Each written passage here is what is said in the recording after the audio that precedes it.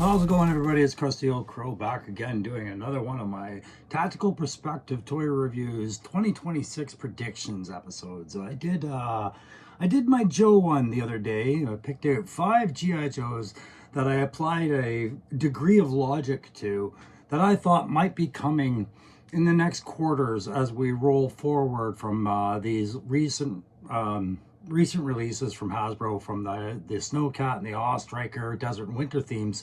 I picked those 5 Joes, and thank you very much if you watched that video, and if you were in those comments weighing in on that, I much appreciate it. Today I'm going to carry on. I'm going to do the same thing for Cobra. All right, I've applied quite a different logic. I had to pull my brain out, put it out there, and say, okay, does the same logic I used with GI Joe work with the Cobra organization? And I deduced that it didn't. So guys, I'm going to give you 5 new logic points and 5 new picks for Cobra that I think could be coming out in 2026, and how I came about those. Show you a little flashes of imagery here and there, the way I did the last video. And I'm also going to throw you a bonus here. I'm going to give you an honorable mention, and I'm going to give you a vehicle I think would be a workable set and fits all that logic keys to make it what I think is a predictably possible endeavor by Hasbro to meet up with some of these themes we're seeing in the next year or so. So if you like these kind of videos, you know the deal: the like, the share, the subscribe, the comments.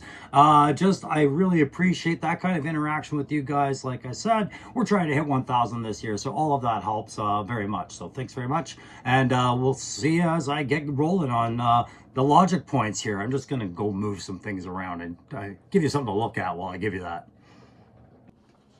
I'm going to cover now the 5 pieces of logic that I applied to trying to predict the next wave of Cobra and how it differed from the Joes. If you guys remember the last video, listed them off, and they were all considerations very core to the organization that is Joe, which is usually a bunch of individuals. But with Cobra, we're dealing with something different. We're dealing with hordes of troop builders, a traditional force army, with droves of nameless soldiers, and then augmented by some rogues gallery, key villains. So the logic is going to change when I'm trying to push that line with new ideas, right? So the first and foremost is one that we're all very familiar with now, as far as how the logic works with Joe, but especially with Cobra, and that's that likability will sometimes have to take a backseat to utility. Right, so a key example of that would be the Iron Grenadier Metalhead that came out, and he's falling apart right in my hands. Unfortunately, I'm just going to bash on as I put this back in there. The weapon system that you guys have heard me continually bash, and this guy in the Deke cartoon, quite a ridiculous character as I pick up his drop toes there. But Metalhead's utility was they know for a fact that they've got other characters in the line that carry weapon harness systems. Heavy Duty was a prime example, and his was obviously clamped on. That was its utility. But a guy like Fast Draw, who will eventually probably come to this line, operates on a similar utility fashion, as did to a degree V2 Rock and Roll. Leg posts, which may lead Hasbro to either say we're going to use them just on the secondary deco accessories. We'll put the posts on those so they can be taken off, or like with Metalhead, we'll have to incorporate a unique system to make it all work, right? So Metalhead kind of proved that they could do technical systems in a variety of ways, and I backed that up with Raptor, who proved it very differently in other ways. Sorry, you got to cage the beast, or he's gonna go every time I open a window or a door here. So, but again, that flight harness completely generated for classified utility, right? So with characters that were not necessarily likable. The second point we'll make is that the Cobra's rogue gallery leads to storytelling, right? We have lots of troop builders, but if they aren't led by a unique character from Cobra, like say Major Blood or Destro or others I could mention, such as Firefly, then it's not as it's not as tying. It doesn't seem like such an important battle without those guys. It just seems like the Joe are just fighting the hordes as usual. But when you tie in one of those key rogue characters in there, they lead to storytelling as well. So you got to be careful which ones you want to include into some of the key stories. Who do we include into the Night Force stories as opposed to the Tiger Force stories, right? Well, the Walmart exclusive line showed us that we can include things like Shadow Tracker and Range Viper in those stories against Night Force, but perhaps the Python Patrol was exclusively always designed to target that Tiger Force, right? The years they came out. So these kind of rogues, we were careful where we place them, but does that restrict them only to one genre of the Cobra Joe battle storytelling? Probably not. The third point is that modernizing the Joe arsenal is something Hasbro approaches differently with the Cobra arsenal. With G.I. Joe, we talk about NATO Warsaw Pact weapons as they draw upon with a bit of science fiction. With Cobra and their weapon supplier being Mars Industries and Extensive Enterprises, we see that tech is a lot of the science fiction gallery that a lot of artists and designers are looking for to take the reality out of a toy and have some fun with a bit of fiction, right? So Cobra is kind of the forum for doing that. So it's a different kind of consideration. The fourth is the same as with the Joes. It's about the reuse. Yes, it's important for the Cobra to have the reuse, but I feel like it's not emphasized as strongly if they are trying to approach a troop builder, because they'll make a couple of new pieces, 2 to 3 new pieces for a new troop builder, knowing that it'll sell multiples of 2 or more to the average collector because it is a troop builder, where with Joe, reuse from character to character is a finer art, I find. So the last one again goes in line with the Joe. The fifth point is that Cobra is always responding to the threats that Joe presents, right? We recently got the HasLab promoted in a way of Cobra Commander, briefing everybody how G.I. Joe is trying to get into the Arctic with the Snowcat. And as he's saying it, they drop a hint that we should expect, to some degree, Destro has outfitted his tanks for winter warfare, right? These match force on force. So where is it happening on the desert climate? Well, like I said in the Joe video, we do have an appearance of the Desert Scorpion. So is he to be supported in any way? And these are the points of logic that I use for picking out the 5 Cobras we're about to talk about. Okay, so before I start rhyming off these characters that I'm predicting for Cobra in 2026, I just want to put an emphasis. These are by no means my favorite Cobra individual characters at all. They're not. They're just ones that I looked at and said, this would make sense now. Now given what we've seen, the direction the line taking towards the end of 2025, going into 2026. So I'm going to start with number 5, who's there, would be there to support a couple of elements, including Crystal Ball and his Ghost Vipers, which we recently learned about being developed for his support. And that is the Toxo Viper. Now we could go with V1 or V2 on a Toxo Viper, and we'd be right to do either. V2, of course, being from the Eco Warrior line. But the Toxo Viper is also somebody who would be that force-on-force match threat against Airtight, who is probably coming to the line. We keep talking about him, and we keep seeing hints at tooling for him. Whether he was name dropped or not, I can't remember. But all the while they develop guys like Blowtorch and Wetsuit, people have been asking about Airtight, and we know Hasbro wants to get him done. There's your force-on-force match with the Toxo Viper. We get into that chemical warfare spraying ability that would support the Crystal Ball hallucinogenic aspect, as well as if we took the Headhunters drug trade and instead moved it to a kind of more, drug infection like what Crystal Ball is presenting. We can see how that theme ties in, and possibly a new look at the whole Eco and Headhunter line, but it would start with a guy like the Toxo Viper, and Vipers are everywhere. If G.I. Joe Hasbro ever has a doubt, You just turn it into a Viper, right?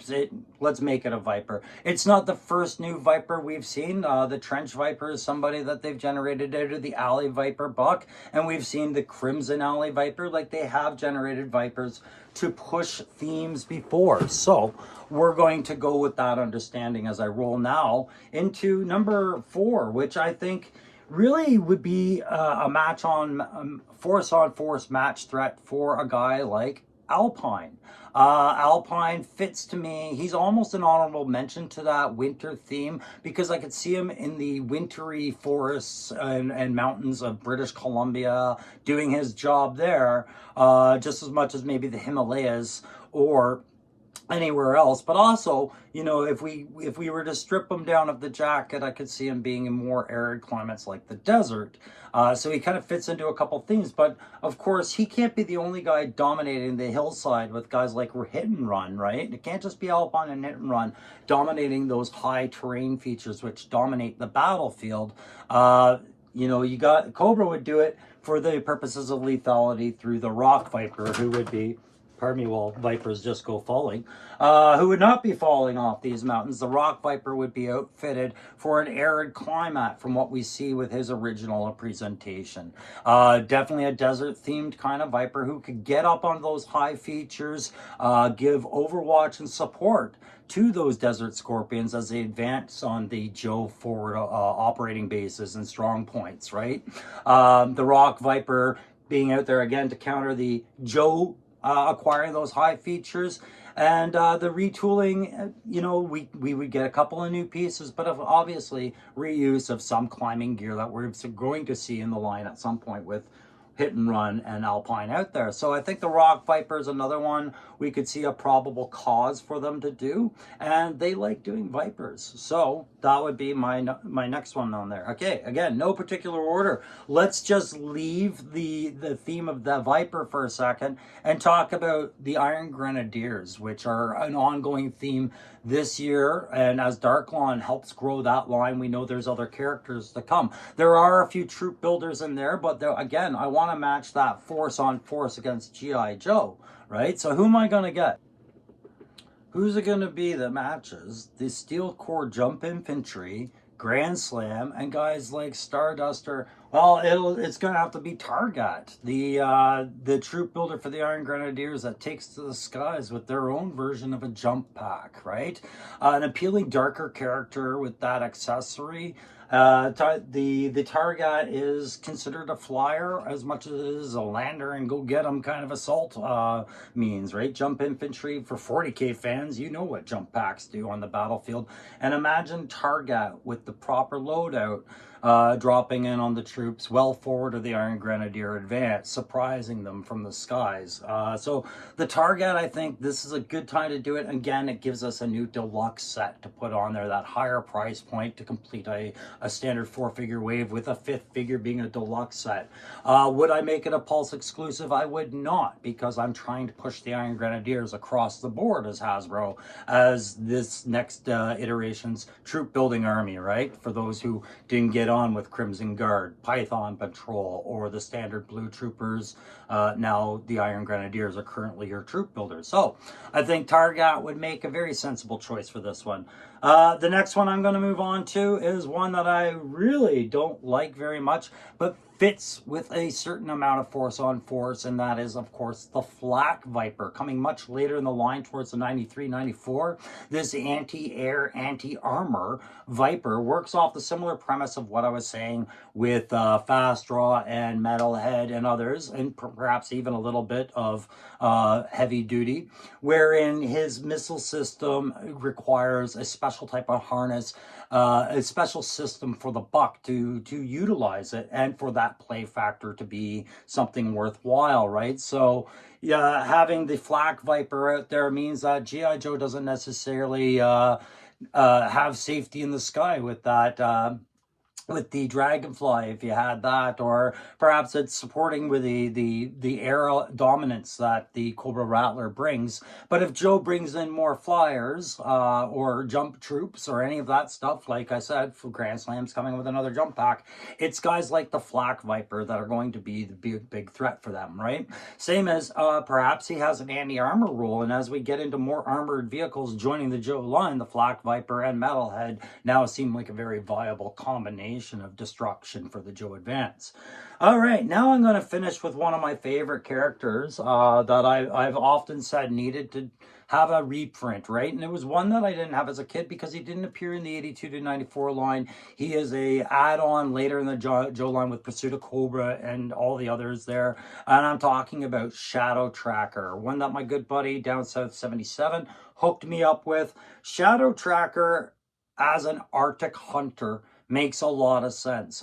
Tracking the Joes through the winter environment, quiet and stealthily. We know that sound carries very different in the mountains and in the winter and across icy lakes. And a guy like Shadow Tracker would just need the raw essentials to hunt something down. But of course, he would utilize a different camouflage, right? And hopefully this time he would come with his anti-purse net, which I had to fashion for him here, and you know, a different weapons loadout assortment. But he would make a lot of sense leading in guys like the Arctic troops that exist for Cobra, the Bats, and the Snow Serpents, right?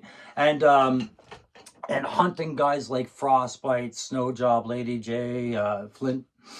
In the Arctic, I think this is the rogue gallery guy that makes a little bit of sense leading the Cobra troops. Now, that is just one take on it. It means that they've doubled down on another character before they get some of the mainline traditional Joes out. But I don't think Hasbro is afraid to do that. They'll make characters as they see fit, into the rules they see fit, knowing that there isn't a hate for the winter line. They can see things that Gridiron and Valaverse do for the winter line, and they themselves are trying to accomplish the same thing. But I think that winter line market is just something that has a stronger fan base the further north you go, right? The further south you go, people don't identify with it as much. But I do think Hasbro is going to promote it. So that is my fifth pick. But I will give you an honorable mention because that just covers the winter environment. I feel there's a rogue gallery soldier in the Cobra arsenal that would be really cool to have into the desert environment. And I'm not talking about Storm Shadow because he's jumped from Joe to Cobra, or sorry, from Cobra to Joe. I'm talking perhaps revisiting Firefly in a desert theme. If not the Arctic theme, a desert theme. A saboteur who goes anywhere would hide in any kind of climate. And gray is only one choice for the urban and nighttime, perhaps a little bit of marine. But as he travels the world, I'm sure he dresses appropriately. I think an arid climate Firefly would go well supporting the the Rock Viper and the Desert Scorpions if we get up to that point. All right, for the vehicle guys, to end on this, I do think Cobra does need some winter support. The His tank being something that we've heard might come to retail in a stripped down version of the HasLab, then done up in white for the winter themes. We need something to combat Joe because we know that eventually to help with the Snowcat, Joe will bring in a polar battle bear. I think it's a decided deal. It's just a matter of when and what they throw with it. Cobra will need to balance that. And with that, we get a new Cobra troop builder. I'm saying they're going to eventually bring in the Ice Viper. Okay, is it the Snow Viper or the Ice Viper? The Ice Viper. The Ice Viper came with the Snow Wolf. That isn't to say I think we're getting the Snow Wolf. I think the Snow Wolf is a little larger and has a lot of unique qualities to do with it that would prevent Hasbro from doing it as a vehicle set for the Joe line right now because they wouldn't be able to retool anything to make another variant other than just the Winter Snow Wolf. So if you're going to commit to just one vehicle for one element, I think what they'll do is they'll pair the Ice Viper up with the Ice Snake, which is a smaller variation, a lot less tooling, still just as cool on its concepts, and also, and I'm not saying this is intentional, but we've seen the company Gridiron, a great 3D printing aftermarket company, do a very similar vehicle to a very warm response from the hardcore 6-inch military line collectors. And I think companies like Hasbro see those successes and know where they fall within their own scope of intellectual properties. All right, guys, that's it for today. That is my Cobra 5+1 predictions, really, with an honorary mention to Firefly.